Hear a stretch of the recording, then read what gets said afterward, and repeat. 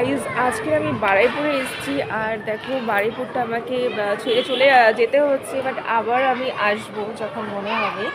তো আমার যেখানে হাজব্যান্ড থাকে তো সেখানে আমাকে চলে যেতে হচ্ছে, তো মনটা খুব খারাপ লাগছে। এখানে আমি অনেকটা দিন কাটিয়েছি, অনেক সময় কাটিয়েছি, সেইগুলো মানে বলতে পারছি না, এত মিস করছি। মানে বিশাল মন খারাপ লাগছে, মানে যেটা বলে আমি একদম বোঝাতে পারবো না।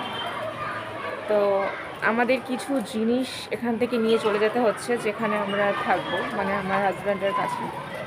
সত্যি বারুইপুরটা আমাকে একদমই ছেড়ে যেতে একদমই ইচ্ছে করছে না, বাট উপায় নেই।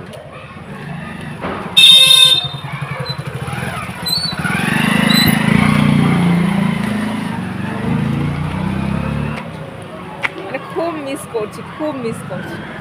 তো আমি এখানে দাঁড়িয়ে আছি, আমাদের গাড়িটা আসবে সমস্ত জিনিস নিয়ে।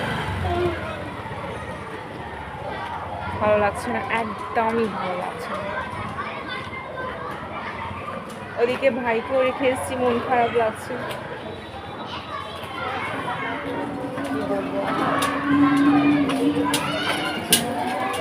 তো টাটা গাইজ, আর কিছু বললাম না, ভালো লাগছে না, মনের অবস্থা খুবই খারাপ।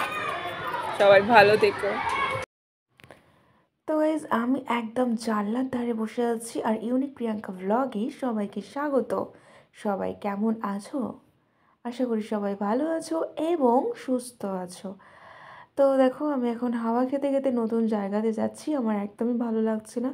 আর এতটা জার্নি, মানে 4 ঘন্টার রাস্তা, আমার তো একদমই ভালো লাগছে না। আমার গাড়ি একদম স্যুট করে না। আমার কি বলবো তোমাদের, অটো রিক্সা ভ্যান এগুলো আমার ভীষণ ভালো লাগে, কোনো প্রাইভেট কার আমার একদম ভালো লাগে না, প্রচণ্ড গা গুলায়। আর 4 ঘন্টা রাস্তা, মানে তোমরা একটু বোঝার চেষ্টা করো। আর সকাল থেকে আমি নাও খেয়ে আছি, পেটে এখনও একটা দানা পড়েনি, মানে প্রচণ্ড খিদেও পেয়েছে। আর গাটা দেখো অলরেডি আমার গুলাতেও শুরু করে দিয়েছে। যদিও না আসতো তো আবার এখানে জায়গাতে যাচ্ছি।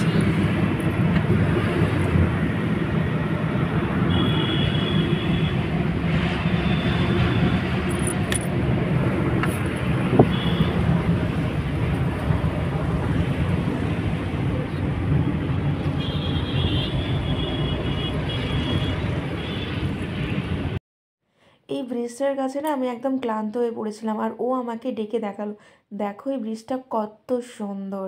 তো আমি ভেবেছিলাম এটা হয়তো হাওড়ার ব্রিজ, কিন্তু না, এটা ছিল সেকেন্ড ব্রিজ। তো আমি এটাতে কখনো আসিনি, আমার ভীষণ ভালো লাগছিলো। আর আমার না শরীরটা খুব খারাপ হয়ে গেছিলো, গা প্রচণ্ড গোলাচ্ছিলো, আমি তো পুরো নেতিয়ে পড়েছিলাম গাড়ির মধ্যে।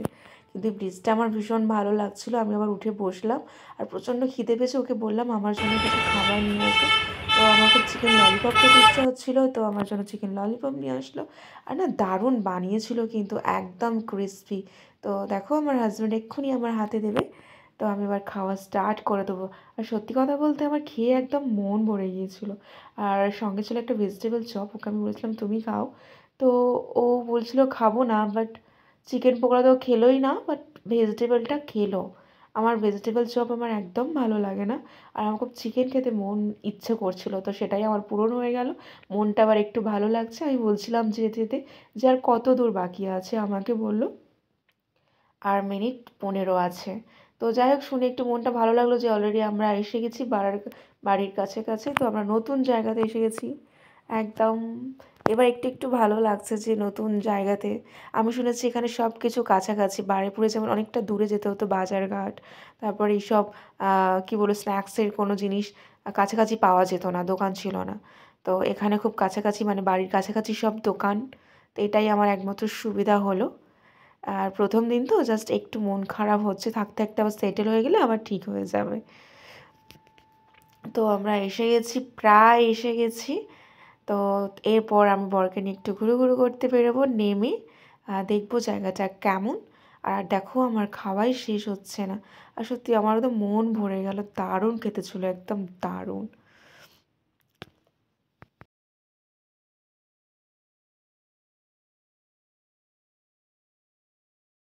তো বন্ধুরা, ভিডিওটা শেষ করার আগে তোমাদের একবার বলে দিতে চাই, তো ভিডিওটা ভালো লাগলে তোমরা কিন্তু অবশ্যই আমাকে লাইক, কমেন্ট আর শেয়ার করে দিও। আর আমার পাশে তোমরা সব সময় থেকো। সবাইকে অসংখ্য ধন্যবাদ। গাইস নতুন জায়গাতে আমরা এখন ঘুরছি, দেখছি আশেপাশে কেমন জায়গাটা। এখানেও সবজি পাওয়া যায়, এরকম। তো আবার কষ্ট করে কেন আসবে, একেবারে যাচ্ছি নিয়ে চলে যাবে।